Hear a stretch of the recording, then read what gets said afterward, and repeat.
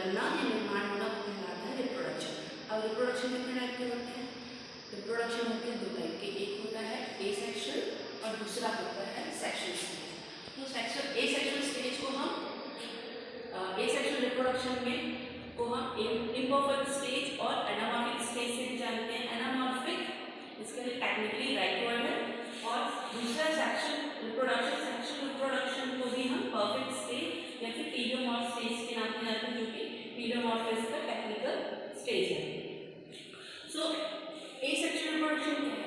Asexual reproduction means ऐसा reproduction जहाँ पे किसी तरह की दो न्यूक्लियाई या दो अपोजिट सेल्स का आपस में क्रॉस नहीं होता। इसमें क्या होता है, जो एक बॉडी होती है, एक बॉडी से एक ही मदर सेल से उसके डॉटर स्पीसीज के बनने को हम कहते हैं एसेक्सुअल।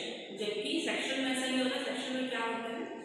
सेक्सुअल में जब दो इंडिविजुअल से, है ना, दो इंडिविजुअल या हो सकता है जो इंडिविजुअल न्यूक्लियाई से या फिर सेक्स सेल से, सेक्स ऑर्गन से या फिर सोमैटिक स्ट्रक्चर और सोमैटिक हाइफी का जब आपस में यूनियन होता है, यूनियन होने के बाद जो उसमें न्यू सेल का डेवलपमेंट होता है, उसे हम कहते हैं सेक्सुअल रिप्रोडक्शन। जबकि एसेक्सुअल रिप्रोडक्शन में क्या होता है? एसेक्सुअल रिप्रोडक्शन में एक ही सेल से इसके और डॉटर सेल्स का निर्माण हो रहा है। इसीलिए इसके अंदर जो फंगस अपना रिप्रोडक्शन करते हैं एसेक्सुअल में, उसमें वो फंगस अपने एक लाइफ स्पॉन में बहुत सारे स्पोर का फॉर्मेशन कर सकता है। जबकि सेक्सुअल रिप्रोडक्शन में जो फंगस होते हैं वो अपने एक लाइफ स्पॉन में कुछ डेफिनाइट नंबर ऑफ स्पोर का ही निर्माण करते हैं, और ये मोस्टली एक सीजन से नेक्स्ट सीजन में पहुंचने में बहुत ही इजी होता है, क्योंकि ये वेदर के अनफेवरेबल कंडीशन के लिए रेसिस्टेंट होते हैं। जबकि एसेक्सुअल स्टेज में ऐसा नहीं होता, वो रेसिस्टेंट नहीं होते, तो इजीली एनवायरनमेंट के इफेक्ट से डेड हो सकते हैं, जबकि सेक्सुअल रिप्रोडक्शन में नहीं होता। तो नेक्स्ट हम जानते हैं कि एसेक्सुअल रिप्रोडक्शन कितने टाइप के होते हैं और सेक्सुअल रिप्रोडक्शन कितने टाइप के होते हैं। तो पहले मैं एसेक्सुअल रिप्रोडक्शन बताऊंगी फंजाई का। जैसे कि मैंने बताया कि एसेक्सुअल रिप्रोडक्शन को हम इम्परफेक्ट स्टेज या फिर एनामॉर्फिक स्टेज के नाम से भी जानते हैं। एसेक्सुअल रिप्रोडक्शन में मोस्टली किसी भी न्यूक्लियस सेल का या फिर सेक्स ऑर्गन का आपस में यूनियन नहीं होता। बिना यूनियन के ही स्पोर का फॉर्मेशन करते हैं, और इसलिए एक लाइफ साइकिल में बहुत से न्यूमरस नंबर ऑफ स्पोर्स का निर्माण करते हैं।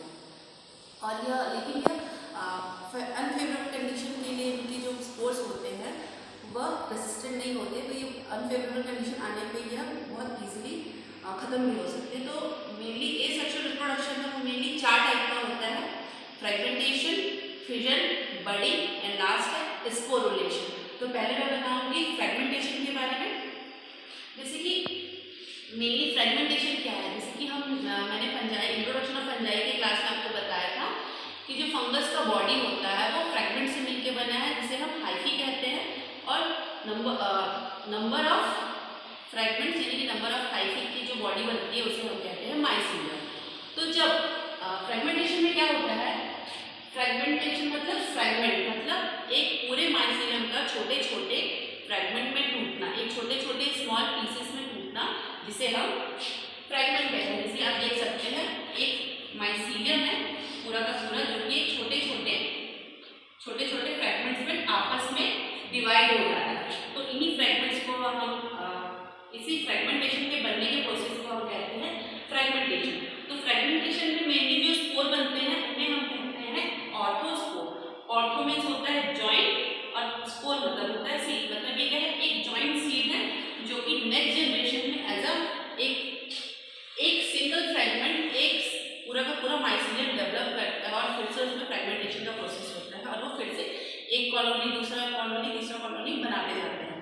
तो ये था फ्रेगमेंटेशन, जिसका एग्जाम्पल है पॉटरमिलिया ऑफ फंजाई। जितने भी पॉटरमिलिया ऑफ फंजाई ग्रुप के फंगस है वो मोस्टली फ्रेगमेंटेशन के थ्रू में स्पोर का फॉर्मेशन करते हैं।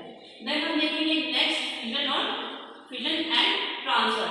फिजन और ट्रांसफर में क्या होता है, जो एक सिंगल मदर सेल होता है, मदर सेल क्या करता है, अपने साइटोप्लाज्म और न्यूक्लियस को आपस में डिवाइड करता है।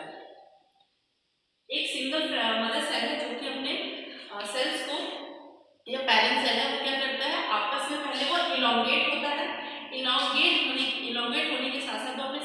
साइटोप्लाज्म और न्यूक्लियाई को भी डिवाइड कर देता है और बीच से एक ट्रांसफर सेप्टा फॉर्म करता है।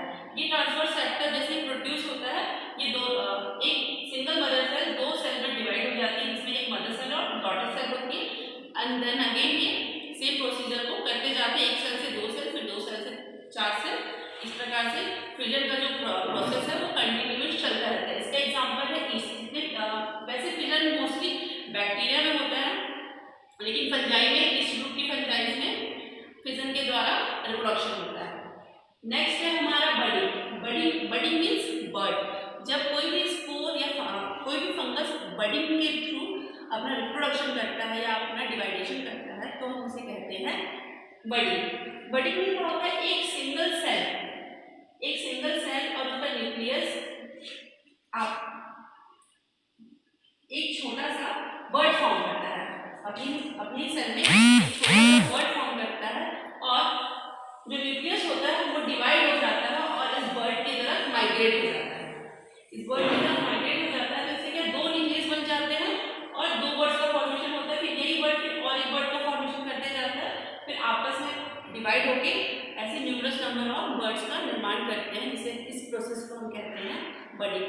बडिंग में बनने वाले स्पोर्स को हम कहते हैं ब्लास्टोस्पोर और इसका एग्जांपल है ईस्ट सैक्रोमाइसिस सेरेविसी के नाम से भी जानते हैं।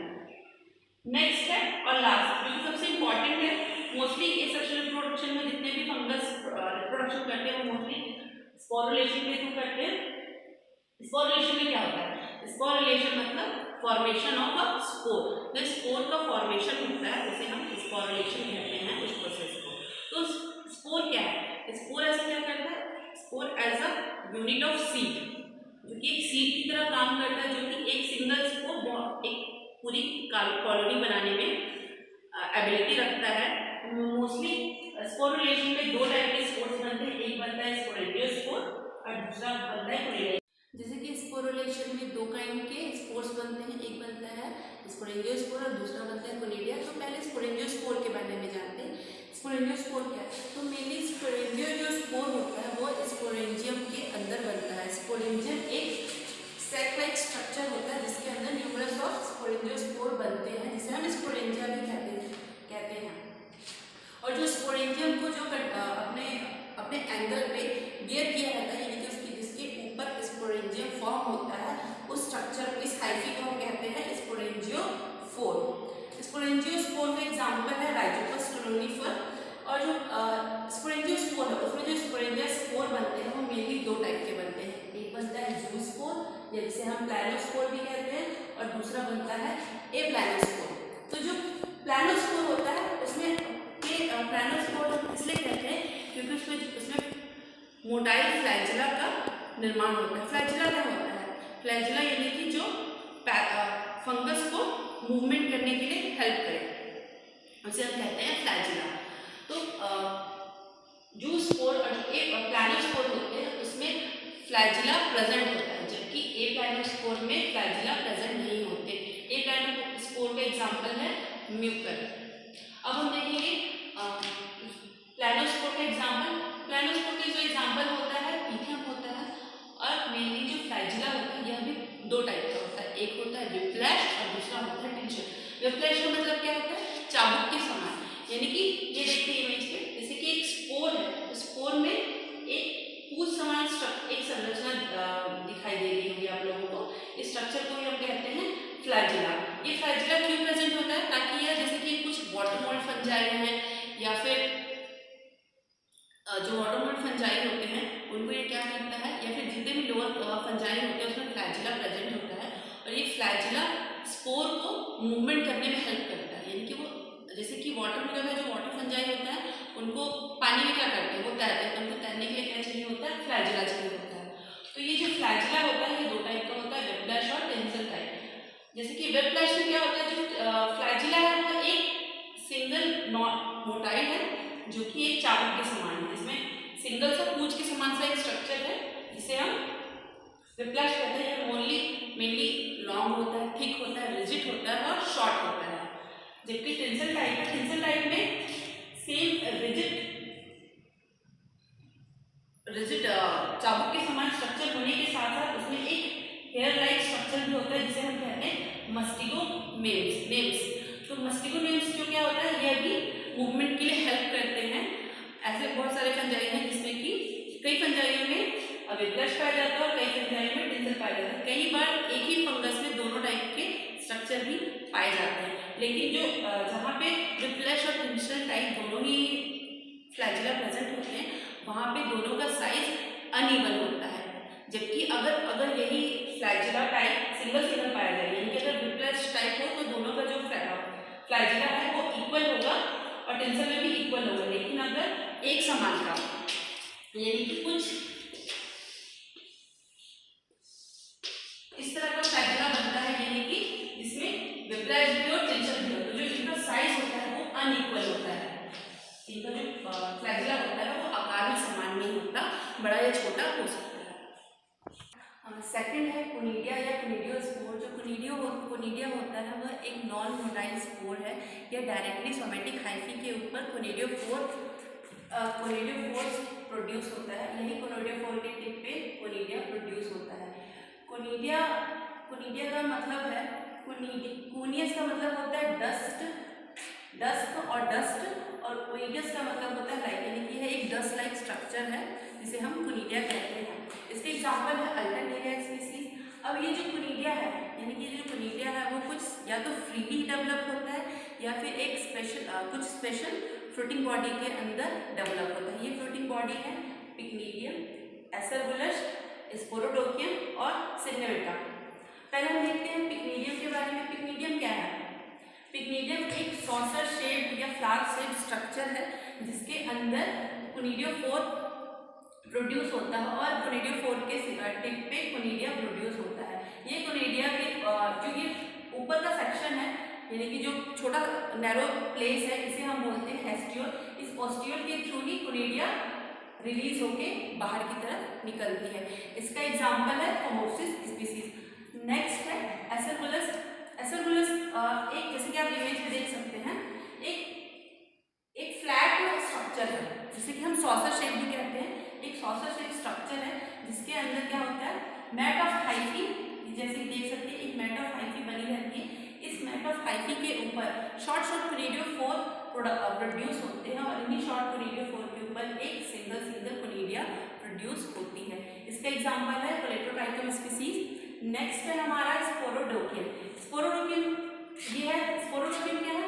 एक कुजन समान स्ट्रक्चर है, यानी कि एक राउंड तकिए के समान का स्ट्रक्चर है जिसमें सेंट्रल स्ट्रोमा, जैसे कि स्ट्रोमा मैंने आपको लास्ट क्लास में बताया था, सेंट्रल स्ट्रोमा से कोनिडियोफोर का निर्माण होता है और यही कोनिडियोफोर कोनिडिया का निर्माण करते हैं। इसका एग्जांपल है फ्यूजेरियम स्पीसीज। नेक्स्ट है हमारा सिनेमाटा। सिनेमाटा क्या होता है?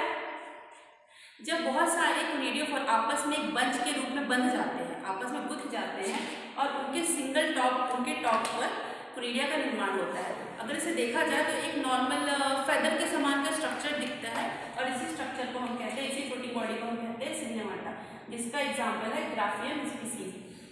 तो ये जो मैंने अभी स्ट्रक्चर बताया ये था कोनिडियोस्पोर का फ्रूटिंग स्ट्रक्चर। और मैंने अभी जितना भी आपको एसेक्सुअल रिप्रोडक्शन के बारे में बताया, तो ये बात ध्यान रखना चाहिए हमें कि हम कभी भी कोई भी चीज़ को बता रहे हैं, कोई भी पॉइंट को समझा रहे हैं तो उसे विदाउट एग्जाम्पल ना समझाएं।